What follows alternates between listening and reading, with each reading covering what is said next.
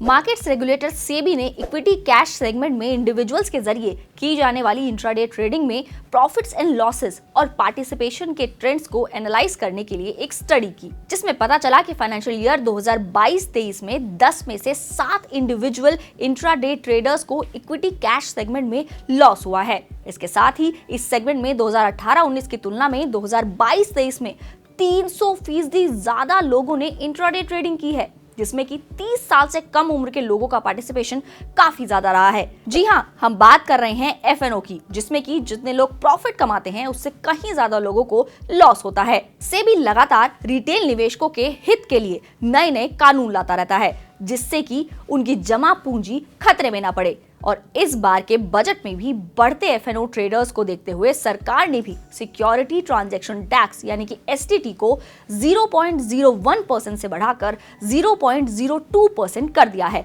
जिससे कि लोग अपना पैसा एफएनओ ट्रेडिंग में ना गंवाएं। लेकिन अगर आप नहीं जानते इस टैक्स के बारे में तो चलिए आपको समझाते हैं कि एसटीटी क्या होता है और इसे कैलकुलेट कैसे किया जाता है। तो जब भी आप कोई सिक्योरिटीज जैसे कि शेयर्स, बॉन्ड्स, इक्विटीज जो कि किसी रिकॉग्नाइज्ड स्टॉक एक्सचेंज पर लिस्टेड हैं, उन्हें खरीदते या बेचते हैं तो उस पर आपको एसटीटी देना पड़ता है।